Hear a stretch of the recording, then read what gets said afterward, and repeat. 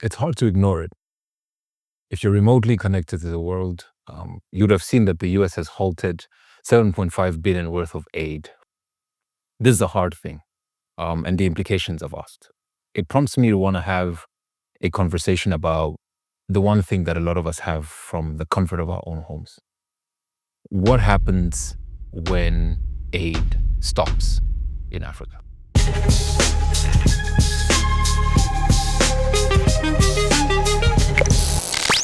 So, hate it or love it, the first week of the new US administration has perhaps been the most impactful and consequential 7 days any president has ever had on the world.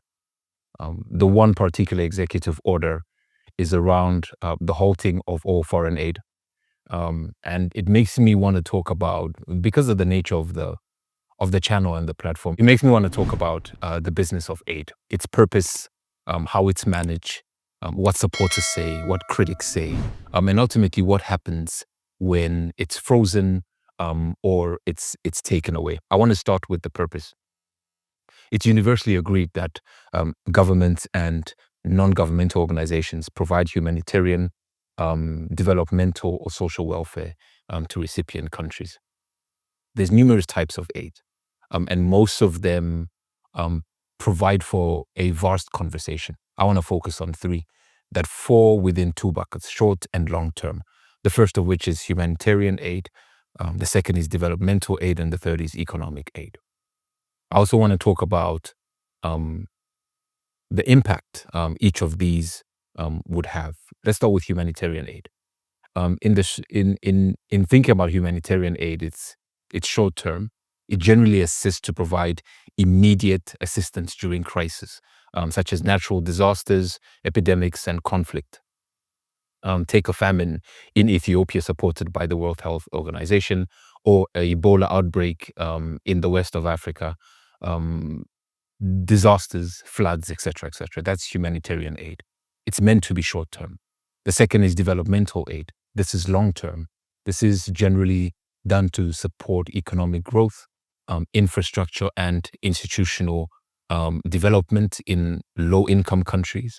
And examples would include the building of schools, funding educational programs, improving healthcare systems. And this is critical because later on I talk about the USAID funding for HIV and AIDS through PEPFAR. And then ultimately, developmental aid also includes infrastructure development. And then the third is economic aid. This can both be short and long term. This is done to boost the recipient country's economic stability, trade capacity, and access to capital. This includes grants and then low sort of interest loans. There are other type of aid, including military aid, economic influence, etc., etc. But these are the three I wanted to focus on: humanitarian aid, typically seen as short term; developmental aid, seen as long term; and then economic aid, seen as both short term and long term. You can't have a business conversation about aid without talking about the numbers, and the numbers are staggering. The president's emergency plan for AIDS relief, and I'm going to focus on two things. The first is PEPFAR, which is affected in I think one of the biggest programs running in Africa at the moment is PEPFAR, and it's a high impact program. It supports HIV treatment for over 20 million people globally, with a substantial focus in African countries. To date, and it was established in 2003, and to date, the total funding has been approximately $120 billion since its inception. I want to bring it closer to home and understand what is the allocation to Africa. The majority of PEPFAR funding is directed towards sub-Saharan African countries, and it's mainly due to the region's high HIV and AIDS prevalence. I don't think I was able to find the exact number, but I know that $118 million is deployed into Malawi, alone. And there's a few other countries. The other thing is that in fiscal year 2024, PEPFAR has a $6.5 billion budget allocated. And in 2025, the president has requested 6.1. These are staggering numbers, and the implications of which are quite immense. The second organization I want to talk about is the United States Agency for International Development, known as USAID. I have seen USAID vans in part of this continent that I never thought I would, which shows you the length and the breadth of where these organizations try to impact, and how sustainable this impact can be. In 2023, the USAID budget was over $40 billion, and that's in what they call combined appropriations. The allocation to Africa in 2021 from the Department of State as well as USAID was 8.5 billion assistance to 47 countries and in 8 regional programs in sub-Saharan Africa. Those are massive numbers. And in 2024, the Office of Acquisition and Assistance spent $38.1 billion. There's a footnote worth mentioning. South Africa has 5.6 million people on its ARV program, all of which is paid for by the South African government. I say that because it's proof that we can depend on aid for a limited time and then become self-sufficient. And I want to take my blinkers off as we have this conversation because you're talking about the business of aid. You want to understand how aid works. And the most critical thing to know is that there are no free lunches. You have to understand that when aid is given or provisioned, there are certain preconditions that come with the aid. And yes, I will say it. I think that there's always strings attached. You don't get aid without getting strings attached. When aid is provided, you have to recognize that it's an investment or it's a commitment from the donor. And because the donor has given you these funds, they will provide guidance. These are corporate terms for we will tell you what to do with this money, whether you like it or not. This is how the relationship works. You are given guidance on how the funding should be managed, how it should be spent, and then the return on investment must be measurable. Aid is not free money. I think we've been, in some way, shape, or form, taught to think that aid is free money. It is not free money. When aid is given, the donors set up a mission. A mission is also known as an embassy. They'll set up an embassy in your country and they will appoint a head of mission or a head of embassy who's then responsible for that investment. Let me liken this to a venture capital organization investing in a business. They will request a seat on the board. They would like to see management accounts. They want to see your P&L, your financials, etc., etc. And in some respects, they get to make decisions of whether you're hired and fired, of who you hire and who you fire, or if you yourself can be fired in instances where you're not performing or you're not delivering a return on their investment. And so this is not different at all. It's also important to recognize that the donor sets the objectives, the donor sets the deliverables, and the mission will then hire public health specialists and workers to execute on the program. They control the budgets, they control the allocations, and most importantly, they control the disbursements. Where the rubber meets the road is where the mission or the embassy then contracts implementation partners. These are the people who will manage the execution of the task or what is meant to be done with that money. And it is in the implementation that dictates whether these programs are successful or not. Our continent has an entire ecosystem of people who are currently affected by the withdrawal of the aid. It's important to understand that there are logistics, supply chains, payment management, and again, it's in the implementation that you find and you ask the question, does aid work? My personal answer is yes, until it doesn't. And that's the critical thing. Aid works, and there's multiple transitions as to how we get to a point where it no longer works. There is not enough time, either on this podcast or on a single episode, to ventilate the aid debate. I think I want to do two things. I want to look at what supporters say. I want to look at what the critics say, and around 7 critical points. And I think that when you look at these, you ultimately decide which side of the fence you are. So here's what the critics say. So I'll say what the critics say, and then equally the same thing what the supporters say. Critics will say that aid creates dependency. Supporters will say that aid provides a lifeline.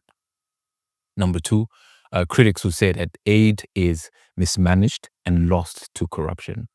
Supporters will say oversight measures improve accountability. Critics will say aid distorts local economies. Supporters will say aid spurs economic growth. Critics will say aid is a tool for political influence. Supporters will say aid is a moral and humanitarian obligation. Critics will say aid encourages government inefficiencies. Supporters will say aid strengthens public service. Critics will say foreign aid is outdated. Supporters will say aid is adapting to modern needs. And finally, critics will say that trade and investment are better than aid. Supporters of aid will say that aid can complement trade. On each of these, you could spend an hour talking about, any of those points. And at the end of the day, we have to decide whether this presents an opportunity for us to rethink. And when I say this, I mean this pause. It's a freeze, and it may be permanent. It may not be permanent. There may be a reduction in budget, but whatever this moment calls for is for a conversation about how we approach aid. So I'll leave that to you to decide which side of the wall you're on. But ultimately, I also want to talk about what happens when aid is frozen or retracted. And this is now to talk of what's happening right now in the moment. There are five areas that I want to focus on. I want to talk about what the effect is, its impact, and who is affected. The first thing that's happening right now when aid is frozen is you have a disruption to the healthcare service. What's the impact? Critical health programs, including HIV and AIDS treatment under PEPFAR, are halted. Who's affected? Millions of patients relying on antiretroviral therapy, especially in countries like Malawi, Uganda, where they face immense challenges with HIV and AIDS. And this affects over 20 million people across 54 countries. That's the first thing. The second thing is that there's increased unemployment in the NGO sector. The impact is that aid organizations are forced to lay off staff due to funding shortfalls. I come at this from a position where, one, I'm a keen observer, but I also know people who are affected. And getting phone calls about the uncertainty creates a lot of anxiety for everyone. That's an important thing, and I want to empathize with everybody that's facing this right now, whether you're in the NGO sector from an implementation partner, or you work for the mission, or you work within the supply chain and the ecosystem, or your business depends on these programs to feed your family. And then the third is food insecurity and malnutrition. The impact is that emergency food aid and nutrition programs are disrupted, leading to increased food insecurity. Who's affected? Vulnerable populations, including children and displaced persons in many regions. It's just a fact. And when aid is withdrawn, there's a weakening of local economies. So local businesses that supply goods and services to aid projects experience reduced demand. Who's affected? Small and medium-sized enterprises, SMEs that relied on contracts from aid agencies. They suffer financial loss, and that may lead to closures. And then I think there's also a political and social instability risk that we're facing, and this is because the sudden withdrawal of aid creates tensions between the government and its citizens, particularly those that rely a lot on aid to provide basic services. And without that support, there's a declining public trust and potentially destabilizing already fragile states. I don't think I have a solve. I don't think I have a solution. I don't think it's one solution either. But in times like this, I think there's a call for leadership. There's a call for um, there must be a presidential WhatsApp group somewhere, and leaders talk. I've talked often about the collaboration problem on the continent. It's in moments like this that collaboration is required. You saw the numbers earlier. Our economies cannot single-handedly support those numbers. Many of these countries cannot single-handedly support these numbers. And I think the call right now is for leadership. It is for leadership. It is to provide as much clarity as possible. It is to understand what the fallout is and could be. It is a time for intervention. I don't think it's a time for finger pointing or blame shifting. It is a time to collaborate. I appreciate you watching this episode. And, our hearts go out to everyone that's affected during this time. And thank you for watching Win is Win.